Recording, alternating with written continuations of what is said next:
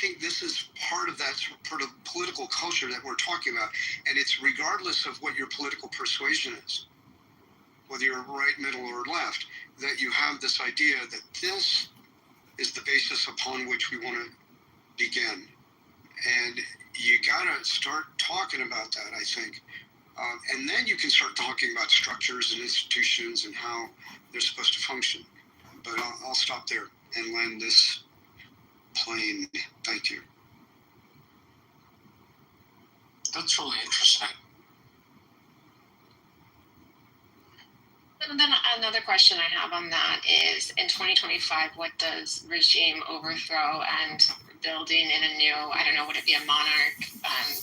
Would it be the parliamentary system with a strong monarch, like it, is kind of maybe set up to be now? And then you just have, you have Russia injecting their interests, you have China theirs, you have the US theirs in the center of the globe, kind of, and just in terms of information and building something, and we can't even decide as Americans if we're for or against the IRGC, it seems like, in conversations like these.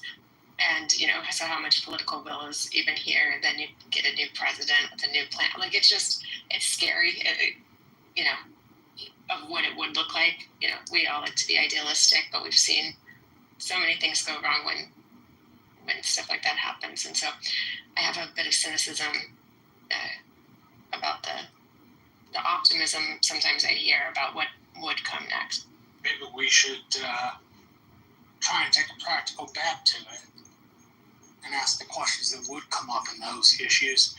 So I think it's really, really interesting out there, in particularly how you're talking about premising operating on agreement. I think just as I'm a former door-to-door salesman, and you can't underestimate the power of people's positive thinking about things. It premises them for all sorts of agreement, or sets them up to be ready for all sorts of kinds of agreement. But what are the practical hurdles that you run into in that situation? For example, how might one gain consensus or find a fair tax policy? I say that because at the start of the U.S., we had the Articles of Confederation before we moved to the Constitution. Excuse me. And the Articles of Confederation were quite restrictive, require unison essentially from all 13 colonies. And so it really didn't work as a governing document. If we're kind of sketching this out and we're taking what I'm calling practical back to, which really just is like practical considerations, what do you think some of those practical considerations might be?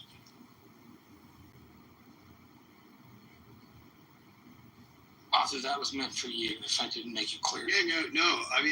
Look, one of those things that are a thread related to those initial principles by which you establish a new government are your values. And there may be an idea that we can refer to as universal values, right? But there's also something that's tied to your culture. Persian culture is a deep and rich and much older and highly developed intellectual culture. And assume for purposes of talking to me, they have the exact same knowledge, but they were relatively close. I love history and enjoy occasionally reading Annabis, if that gives you kind of an idea of my understanding of the region. There are great leaders and writers that have literally, people, I wouldn't say worship them, but they could cite poetry at the drop of a hat based on these individual writers that wrote things hundreds of years before Shakespeare. I think that... And so my point about this is that we could give certain ideas to say, it should be based on individual liberty and freedom, or a free press, or you name it, these sort of ideas that we associate as, sacrosanct in our society. Like, how dare you tell me I can't speak out? And that may be one of them. I don't know. How do you Yeah. personify concepts? I really wish Boyer was here. He would be It so. has to come from the people. It has to come from the people. It has to come I from mean, the people, yeah. the people en masse, as in Thomas Jefferson's "The Tree of Liberty must be watered with blood every 20 years." No. I'm talking about the people who are thought leaders, the people who are intellectuals, the people who are, and I dare say, spiritual leaders. But that has a lot of connotations, especially when we're talking about a very, very extreme and brutal fundamentalist Islamic regime. And I say that as a Muslim myself, right? There's all brands of Islam, and there's all brands of Christianity or Judaism. I think it is fair to say that our task here is not with Islam. It is not with 3-point-some-odd billion Muslims, regardless of whether they're Sunni or Shia. Our issue here is where Islamic fundamentalists who would seek to use the religion's name to commit heinous atrocities that they can only draw very tenuous historical links to at best, and even that is sketchy. And they morph out the religion in a perversion in the very same way the Christian fundamentalists in the 13 through the 1700s went at each other. Marshall. Our point here is not. Marshall, good afternoon. Marshall, good Hey, man, Hey, there's no friend to me. Yeah, there it is. Sorry, I'm walking I around. interrupted. Oh, you're good. I interrupted Ather. You can totally go after Ather. I want to hear. I'll take my mic and I'll be happy to give it to my friend Shamim. I'll just say very quickly that we need to defer to the Iranian people on this. That's why I would love to see more Iranian people. And here's one of my best ones that I know out there, a good friend of mine, my brother, and that's Shamim. Go ahead. Okay, sorry. Can you hear me? Good morning, afternoon. Author, see, the thing is exactly what you said, but see, the issue is not that, I mean, it is, but the issue fundamentally, I think, for me, is someone who's lived in the West, I don't know, 80-90% of my life right now. The issue isn't like Persiafying or Iranifying or whatever term you want to use, like the Bill of Rights or something. I think it was that gentleman he left, but Anthony, he was saying, it's funny, his name, I was looking at his name, he said Anthony Edwards. I said, oh, the Anthony Edwards plays for the Timberwolves? I was just kind of joking with him. He said something really nice, or really very on point. He said something to the extent of, he said something about being genuine, and then he said something about, they're very intelligent people, they're living under this regime, and a bunch of other points. I only got like 5 hours of sleep last night, so please bear with me. My answer to you, Marshall, and it's really simple. I don't want to say dumb it down, but because it was a smart question. I'm going to give a dumb answer. I'm going to give a simplistic answer to a very complex question. Your question is very valid, and so is authors. My answer as an Iranian American is very simple. When Cyrus the Great, who is the only monarch, if I may brag about being Iranian, I can brag about this. The only monarch to ever be mentioned in 3 holy books. The Old Testament. He also brag about his gardens, if you don't mind. And Maybe just a little there bit. you go. Well, his hanging gardens of Babylon. And also beautiful women there. It's that, and it's the piping system that he developed. Marshall, my darling, let him go. We're going to get on a nerdy rabbit hole, and he's got a point to make, so.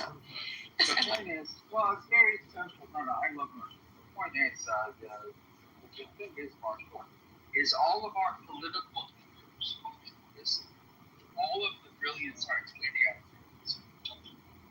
Texas.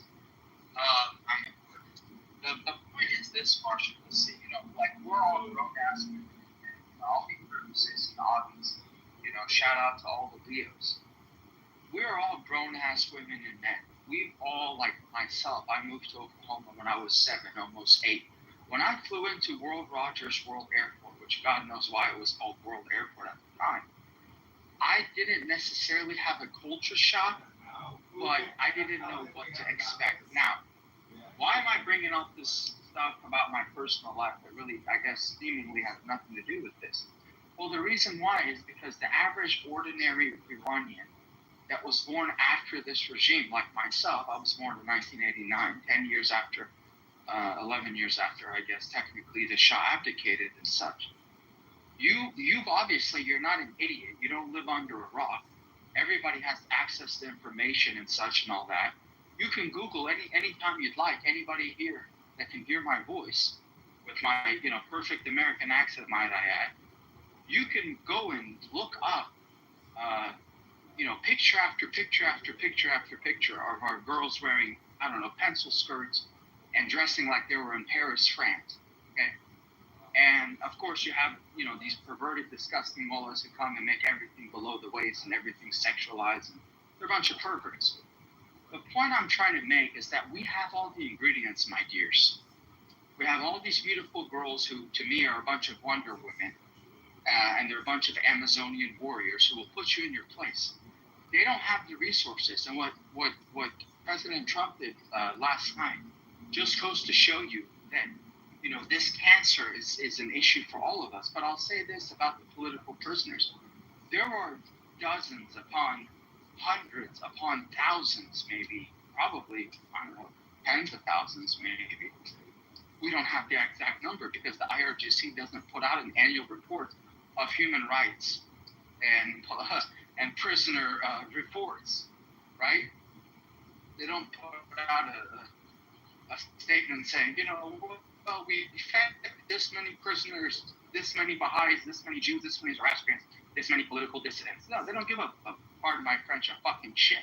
They don't give two shits about you. We have all these political prisoners and such, prisoners of conscience, as I would call them, as everybody calls them. Really, you should be calling them prisoners of conscience. You can call them whatever you want. We have all the ingredients, Marshall, my dear, inside of Iran. The issue is this. The issue is that when the Shah was in power, I don't remember, my mother, who's 71 now, will tell you, okay, my mom was, about my age, probably younger than me when the revolution happened.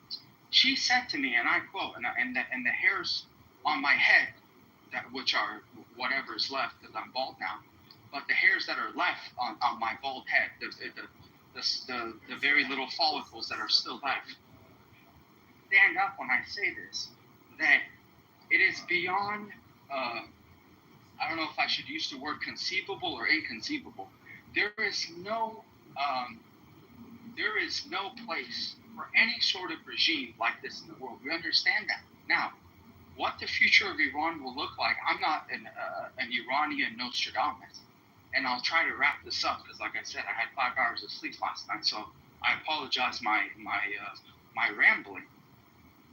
But I'll tell you this, Marshall, is all you have to do, and this is why they set Evin prison in Tehran. This is why they set some of the jail cells on fire. A couple of years ago, Arthur remembers, they set them on fire. Who set it on fire?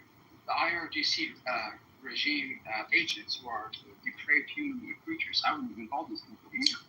Shamim, you were about to say the future of Iran. What would you say for that if you had to put it in a couple bullet points? Is in the minds. Well, it's Iranians, we think in these big philosophical terms, and I've noticed. I can't really put it. We can't really tell you, but we can show you, and then you can figure out. But what I'm trying to say is okay, for example, I'll just give my own example. Okay, I've lived in the United States since I was 7. I speak obviously perfect English. I wouldn't say I'm a perfect person, but my English is pretty damn good. I would say, I would dare use the word immaculate, like the conception of Jesus Christ. Immaculate, that level of English, okay? My Farsi is not the best. It's about second, third grade when it comes to reading and writing. English, vocabulary, speaking, okay, not too bad. Again, I'm not bragging, I'm giving you context. I have nothing to brag about. What I can do to serve my country of birth, because I'm an American citizen, but my country of birth, where I was born in Iran, what I can do, for example, Marshall, is when I go back, and Arthur knows this because I want to go back to Iran one day, God willing. When I go back, my contribution, as slight and insignificant as I believe it is, possibly could be a decent, 0.5% of help. I can show the people of my generation, millennial, and the generation after me, Gen Z, shout out to Gen Z, I can show them practical steps and practical applications, real life, as we call it IRL, in real life, what democracy looks like, what consultation looks like, what healthy debates, shout out to this room, I just gave you a shameless plug, you're welcome, what a healthy debate looks like. Not necessarily only from an American perspective, because that's the only perspective I know, even though I lived in Israel for about 2 years, in 2012 to 2014. But what it would look like in a 21st century society. Sorry if I was long-winded. I'll wrap it up with this. Why? Because there was a famous interview. I forgot the gentleman's name. He was a British journalist. And I can't recall his name. Remember, I had 4 hours of sleep last night. And I remember, God rest his soul, the late Shah. And they asked him, they said, oh Shah, Sir, King, whoever. They said, what is going to happen when this regime, when these mullahs take power and whatever? And these are words that will be etched in all the lobes of my brain forever, for eternity, even after I leave this earthly plane of existence. And the Shah, remember, emphatically said, if these mullahs, or not if, when these, because this is after he obviously abdicated, he had stomach cancer, he was basically on 6 months, maybe to a year from his death. May he rest in peace. And he looked at the guy and he literally said to him in perfect clear English, he said, this regime will take back Iran, will revert, not progress, but regress, will regress Iran back 1,400 years. And that's exactly, Marshall, what happened. Now, how do we bring it 1,400 years and beyond into the future? It's very simple. Again, I'm giving you a very simple answer, or very straightforward answer, in my humble opinion. Is the diaspora, some of us need to go back, because they're going to have a fledgling democracy. They're going to have a fledgling economy, and. And if they want to have a thriving nation, may God will it, in the future, people like me and people that are have been, I don't want to say I wasn't born here, but raised here, need to go back and because they don't have any practical real life experience with that. Yeah. But they have every right, and just like I have every right, I guess, I would say humbly, to have a say so. And so that's it. But thank you so much. Just as a segue point between what Shamim just said. By the way, Shamim, maybe I regret giving you the mic. I don't know. No, I don't. Okay, I'm glad I did. Seriously, he's my brother. You should always regret giving me the mic, because I'm gonna tell people what they need to hear, not what they want to hear. I don't give a fuck what you want to hear. Sorry. Hey, I'm gonna tell you we'll what take you your need. cowboy hat in Texas. It's tight. I'm joking. We'll Hey, it's a Stetson, buddy. It was a $300 Stetson, okay? I'm not materialistic, but we can have nice things in this country, okay? That is a nice Stetson. No, and thank you, really, seriously, Shamim. And the one thing I would say, and one of the reasons I kind of introduced this topic, is that when the U.S. went into Iraq and was there eventually for quite a long time, well, you guys can do the math as to when we went in and then when we got out. It was basically over 15 years, if not 20, I think. 2003-ish until about 2020. 2002 initially. Till when? 2002 initially. To 15 or 16, right? Control. Only the initial pullout under the Obama administration in 14. Okay, 12 years. Yeah. Something like that. Yeah. Okay. When we went in, got him, Saddam, out there, let the Iraqis deal with him, which they did, summarily, literally executing him. And we said, here's a blueprint for a democracy. And they actually gave them a lot of information and advice. So these are the structures that you should have. And many of those were applied somewhat blindly to the political culture. And you might think, I think incorrectly, that there is no historical political culture in these places. That would be false.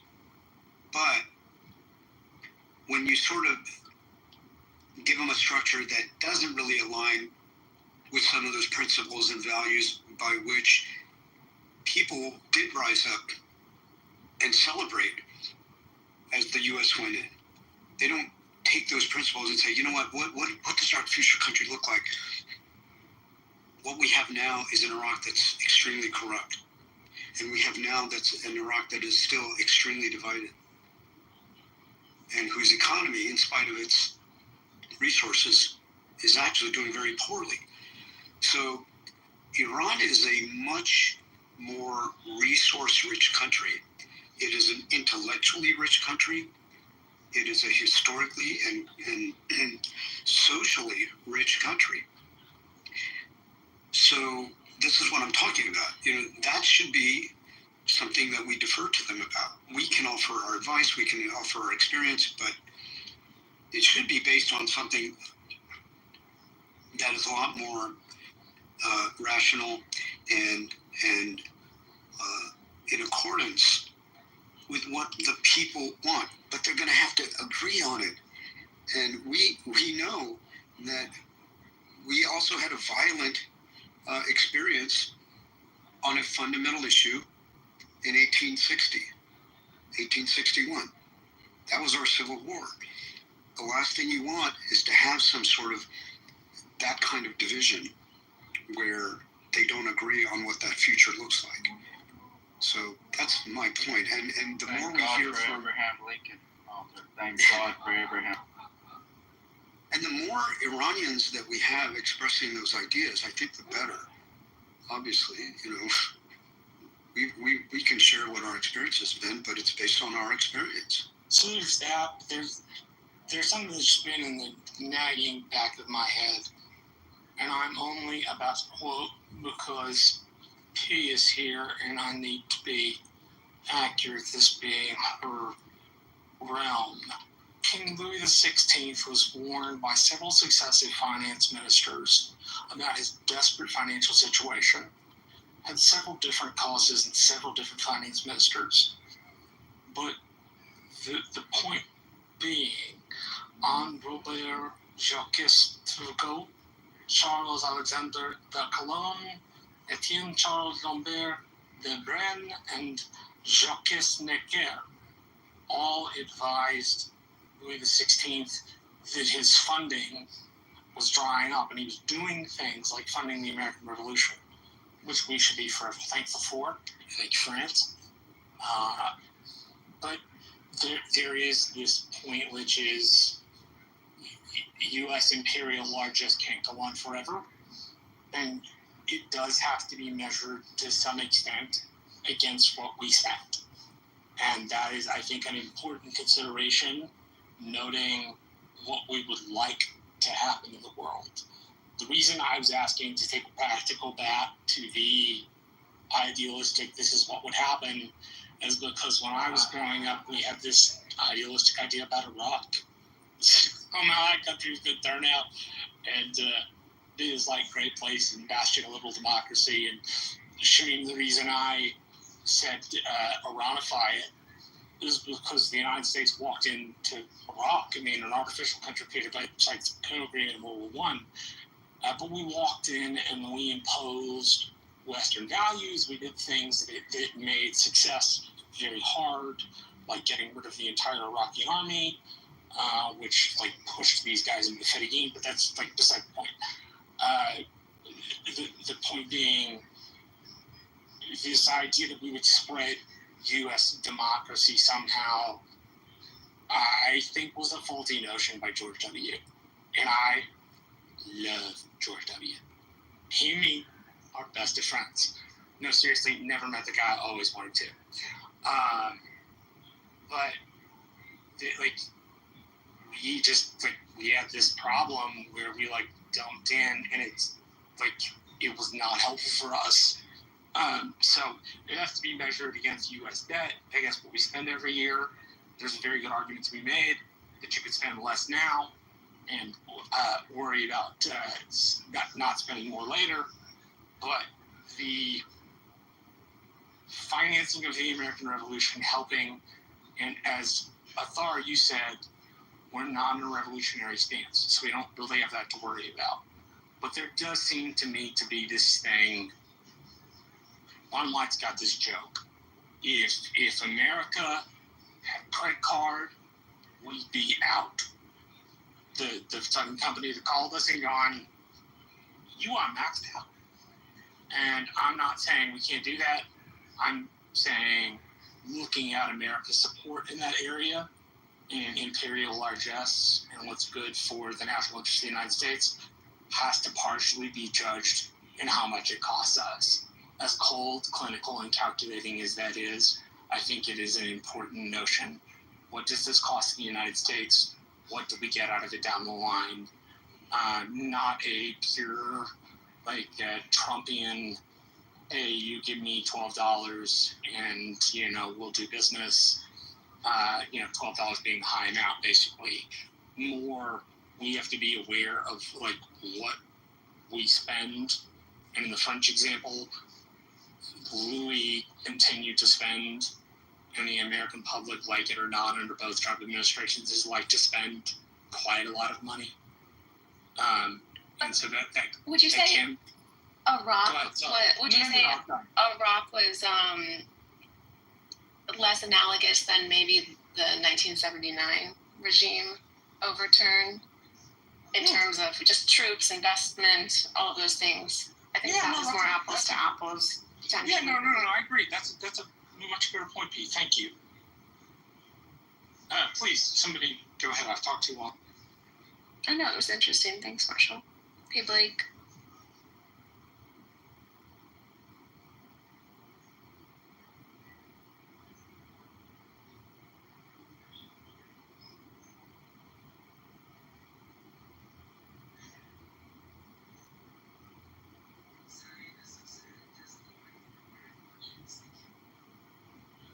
I'm sorry, Marshall. I was just asking a question. If you have more to say, please continue. Otherwise, anyone feel free. No, check your back channel, though. I need to know which I need to send. Just choose. I genuinely don't have the attachment, or I've had them for way too long. Yeah, well, at the risk of being repetitive, now that we're looking at not whether the U.S. involved, but how much it will be involved based on the reaction and response that the regime will have, we are involved, 100%. We're in. As far as what we have to respond to economically with the straits being blocked, and now the effect that it will have on potentially, at least in the short term, the global economy and what that will mean. But also in terms of how we respond militarily, if there's any military response by the regime against U.S. interests, either in the region or elsewhere. So we need to think about what is the overall U.S. objective in being involved, other than the elimination of these nuclear development capability. Other than that, because that's done. And we know we're not done in terms of walking away done. Like, okay, good, job done, mission accomplished, pat each other's back and say, thank you for the congratulatory remarks, BB. That's not what that's not what's happening now. What's happening now is a lot of hurry up and wait and see. Not just what's going to happen diplomatically at the UN and whatever overtures they have coming out of Tehran with Moscow, Tehran to Beijing, Tehran to whoever other countries will ally with them, and also how that plays against the United States. And so, what is the objective? If the objective is regime change, because once you're into it with the regime, you got to finish the job. Can we narrow it down a little bit? What is United States vital national security interest? In the light of my favorite quote, Lord Palmerston, Great Britain has no permanent friends, only permanent interests. So what are the United States permanent interests in getting involved? I consider this a great question, so thank you for asking it. Exactly. And for someone who has worked in areas of foreign policy, when we have a declared objective, whether it's an engagement or a longer term relationship, there is something specific that we are hoping to attain out of it. And it is not, in the best sense, transactional. It is something usually mutually beneficial to be able to engage in that relationship. And there are times that people kind of boil it down to something simplistic and say, oh, the only reason we do something is, one commodity, oil, or that the only reason we do one thing is to show our strength and our might. And this is extremely oversimplistic. So, and then to add even more complexity to it, when you say this is a stated objective, let's say it's to eliminate a certain capability of a certain country in this case, you have to know what's the follow-on action, because when people engage, when people within our government takes this action, this is something that is one of many contingency plans that were already put in place, sometimes for months or years, ready to go. So should something happen, so if you're wondering what a lot of these strategic planners are doing in the military and in foreign policy circles, they're a lot of times, in addition to doing their day-to-day work, they're also planning a lot of what ifs. What if we go to war with Russia? What if we go to war with China over Taiwan? What if Iran actually develops a nuclear weapon? What do we think we're going to do? And you and I, we're not in the circle to be able to know whether, in fact, Iran was actually very close, because we know that on two separate occasions prior to this, Netanyahu gave public and for an international audience, I think one in 2008 and one in 11 or 12, to say that Iran was 30 days away from building a nuclear weapon. This was said before. And then we had a few months ago, or whatever it was before, tensions were building up with Iran, and they were about to go into the negotiations for the nuclear deal. He checked in, and Tulsi Gabbard actually reported to our Congress that no, Iran is not close. She's backtracked on that, but I think that's more out of an act of loyalty than anything else. Oh yeah, I'm 100% supporting our president. Of course you are. You want to keep your job. So we don't know to what extent the threat was actually there. But the point is, the action was taken, and now the U.S. has to think, what are the contingency plans and what are the actions that we're going to take afterwards? And what are we actually trying to achieve? Because if we get drawn into something bigger, then you're in. And you're in for the longer haul. And this would not be the first time in American history that military actions have led to something much deeper than we anticipated. So there are three things that occur to me. Number one, you said you worked in the foreign policy sphere. I'm imagining you did it for the country. What did you do for us, if you don't mind sharing? Doctor, that's for you. Yeah. I'm imagining you served the country. I'm curious what your service was. Yeah, I was never in the military. I did not serve active duty service in my entire career, which was 36 years in the U.S. government. The last 15 years of my career, and what you see there, that picture of me is at my retirement 4 years ago. And I was an international affairs advisor for an agency within the Department of Homeland Security. So I covered the Middle East, Africa, and Europe. That was my role. So my role in my position was to advise senior military officers, because we have military officers in the Department of Homeland Security. You may not know that the U.S. Coast Guard is an international maritime organization, and we are part of the intelligence community, and we are part of the foreign policy community. We're part of our security apparatus, our maritime security apparatus. I am one of the rare people who know. I can't claim that's because I'm smart. I can only claim that's because I have a brother that works in Congress. Yeah. And the Coast Guard has been in his portfolio. Yeah. So we have Coast Guard members in Bahrain. We have Coast Guard members in Saudi Arabia. There are not a lot of them, but we have them there. So that's what I did. That's what I did the last 15 years of my career.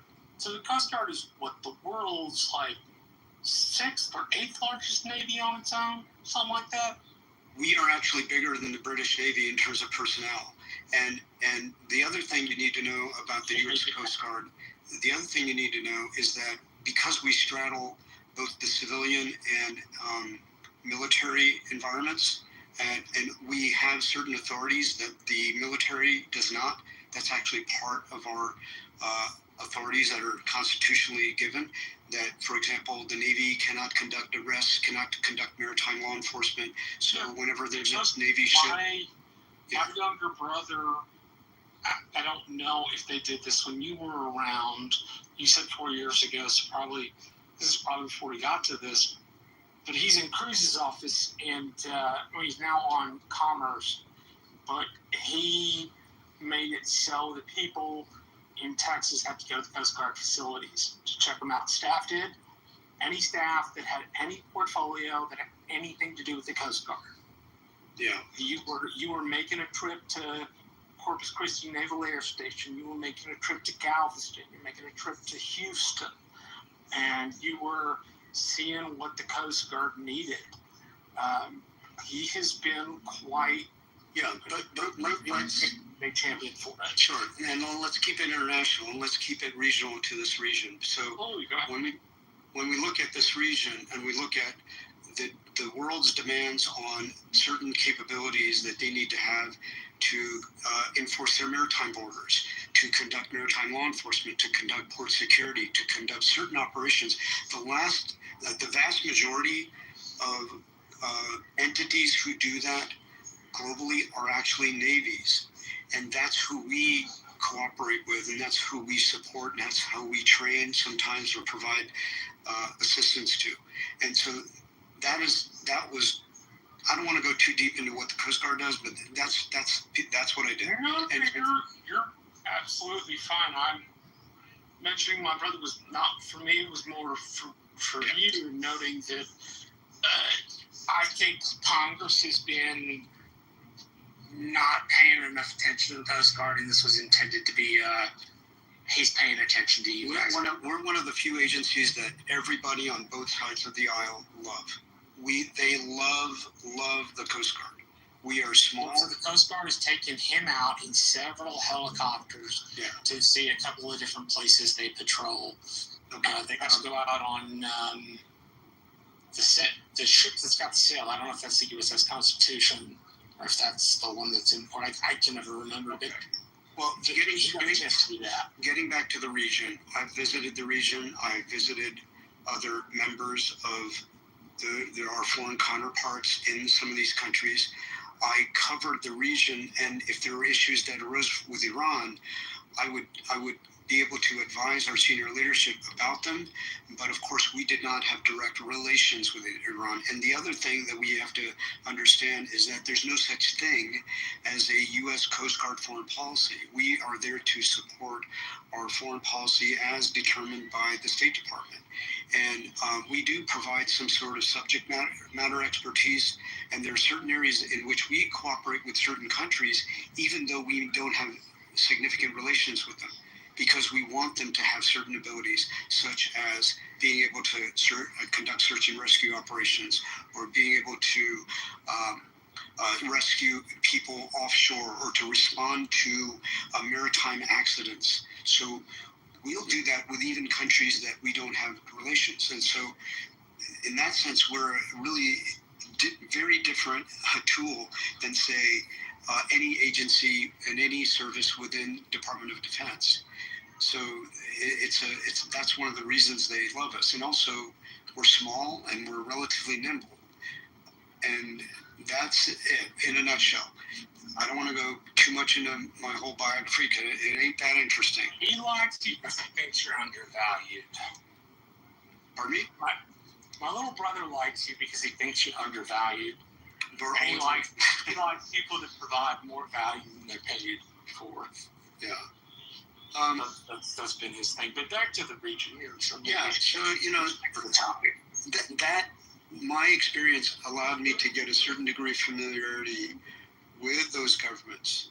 I dealt with the Egyptian government. I dealt with the Qatari government, the Saudi government, the UAE government, the government in Kuwait, the government of Iraq. I've also dealt directly with, because I also covered Europe. I was covering and interacting with members of the Ukrainian border guard, which is also one of those first points of attack that the Russians were going after the war started. So there was a lot of things that I was able to do that were pretty insightful about how these countries and services operated and worked, and how we could cooperate with them.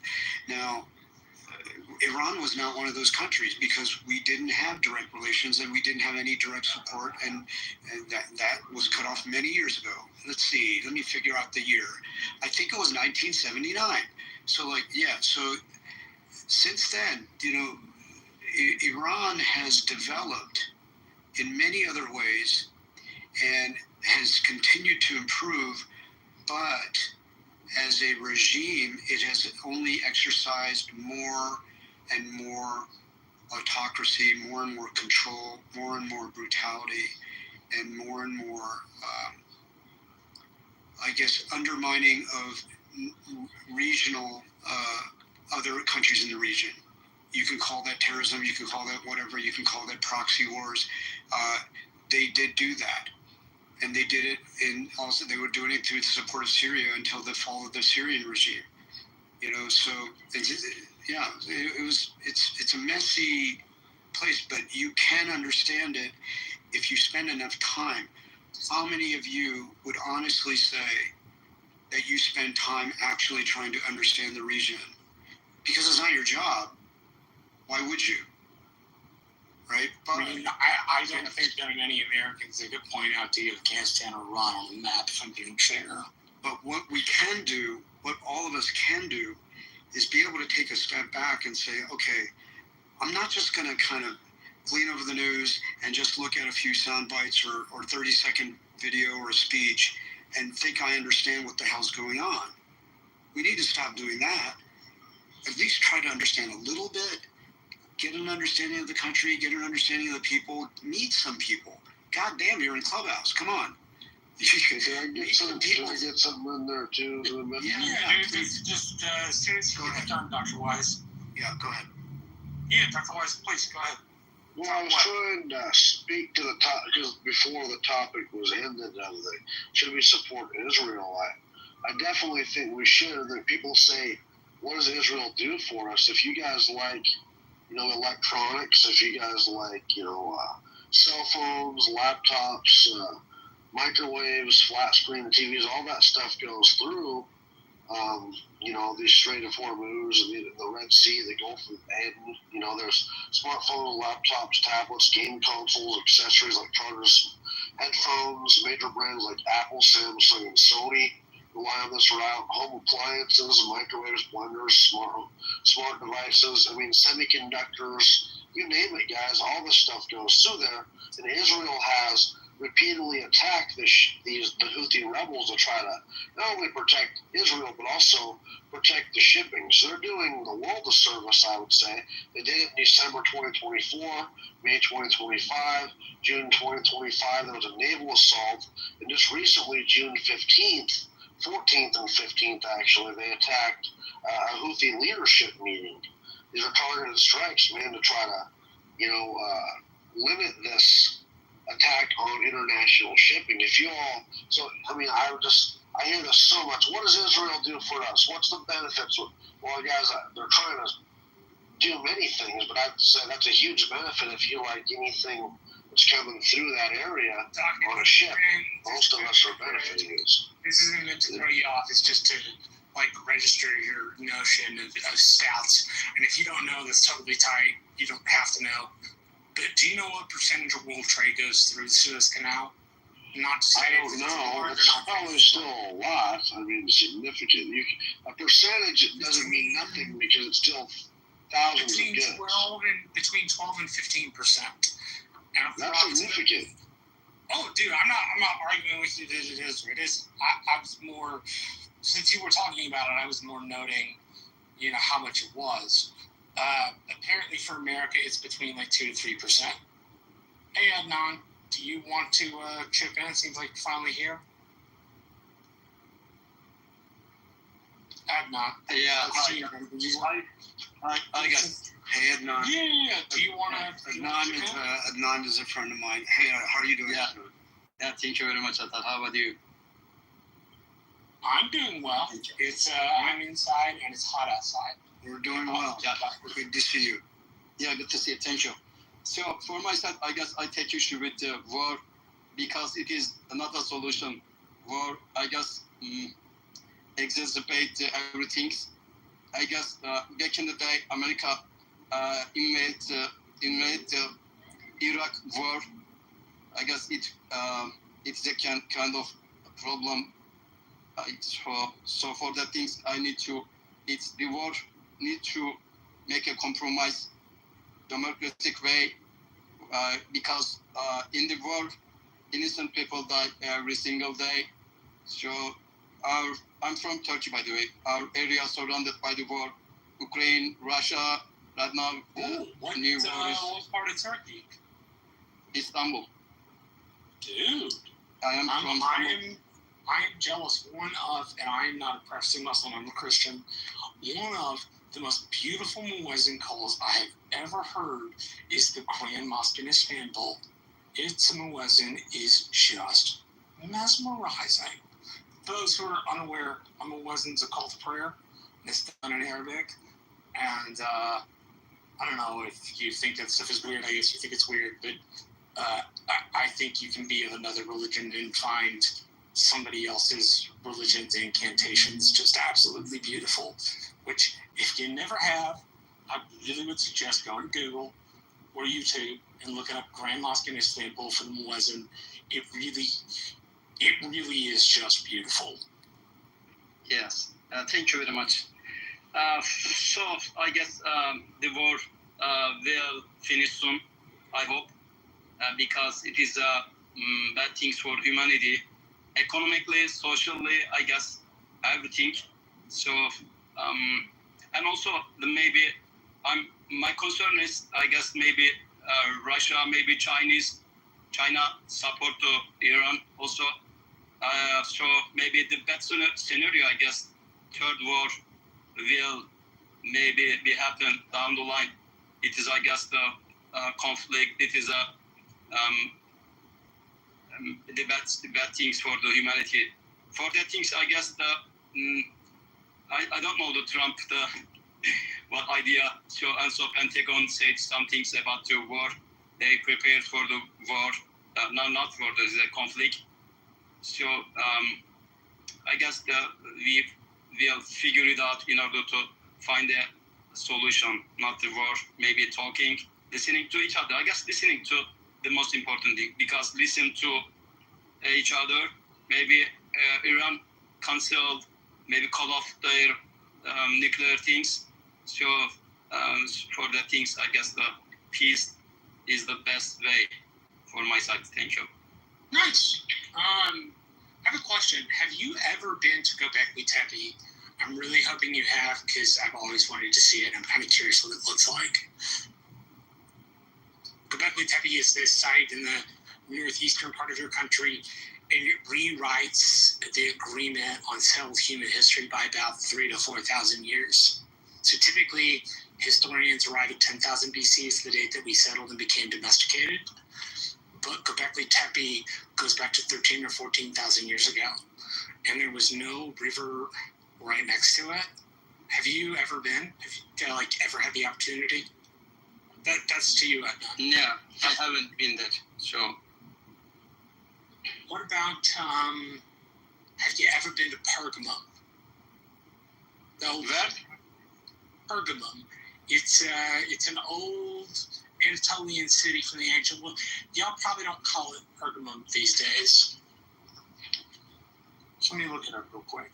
and can you repeat the question, because I was curious if you had been to an ancient city on the Anatolian plateau. We probably need to get back to the topic. I can hear myself going down rabbit holes now. Well, let me see if I can bring you back. Yeah, please go ahead. Okay. So here's a couple of interesting things to think about as we talk about Israel, or we talk about whether you support the actions or whether we should, be able to take it further, and eventually, if the Iranian regime responds, that we eventually go to the point of actually changing regimes. Every situation that we try to understand has many dimensions to it. And we think we kind of can distill it down to a simple thing like, there's a certain degree of military support we give Israel, and therefore they help us secure the region, or that they're a loyal partner in addressing those security concerns, or that it's economic because of what we do with them economically and technology and building our not just our defense industries but other industries, that there's a cooperation there. That's maybe one or two of those dimensions, but there are others. And one of those other ones is what are the domestic politics? Because, prior to the October events and obviously it was horrific, 1,200 people were murdered by Hamas. And then there was the response. Prior to those events in October, a little over a year and a half ago, there were mass protests on the streets all over Israel against their own government due to some changes that they were making, which was taking the country not just further to the right, but kind of They were taking their... Right. It was about their judicial systems and how they were going to be independent versus not, and also, and he was losing popularity himself. That was a fact. You can look it up. I don't have to make anything up. You can check it. So there was a great deal of there was a sense that he was in political trouble. Then after the attack, that kind of simmered a bit, and they said, oh yeah, obviously it warranted a response. No issue there. But the extent of the response was more and more significant. People started to ask within the domestic political environment as to what's the outcome? What is the overarching goal? Where are we going with this? And how far do you want to go? As 5,000 people were killed, 10,000 people were killed, 20,000, and now we're at 50 plus thousand. And so many people were killed. And then as Trump came in, people were saying, okay, we got to get the food to the civilians and get them out there and get the food in. And then they started shooting at people who were getting food. Now, the only reason I bring this up is that there's a fair point to be made that the military actions, and by the way, Israel's not the only country that does this. we also had political leaders in our country that took military actions at times in which they were politically vulnerable, and it shored them up a bit. It allowed them to continue to stay, because now you got to conclude all these military actions, and the people who are jingoistic and the people who are you got to get these people, they start to rise up and say, yeah, we need to do something about all these people who are killed and murdered, just like we did after post 9/11. Again, legitimately responding, and then you go after one country, you go after another country, you go into Iraq, which had nothing to do actually with 9/11, but again, they kind of conflated those issues. Nothing. Right. So you go deeper and deeper, and then people go, what the hell are you doing? We want this war to end. We want to get out of Iraq. So similarly, other countries do this, and they do this for a variety of reasons. And some of them are legitimate. Some of them are politically motivated. Yeah. Let me just conclude what I'm saying, and then you can. Sorry. Yeah. So you have this other dimension, and it's not just about do we. And when I say we, you're talking about the U.S. administration per the individuals who are currently in those positions, right? Hegseth, Tulsi Gabbard, who actually gave contradictory information about, for example, Iran, and then you have other individuals at the State Department who's more of I dare say, kind of more of a yes man. So Rubio is like all on board. And so you have all these individuals, while members of Congress saying, hold on, we need to kind of sort these things through. And so you always have these sort of domestic issues. And so if we say, to the statement made by, last thing I'll say, let me just finish this. When we say we support Israel, we, as a country, for everything they're doing, and including the actions in Iran, we have to be careful, because you got to parse a lot of things out.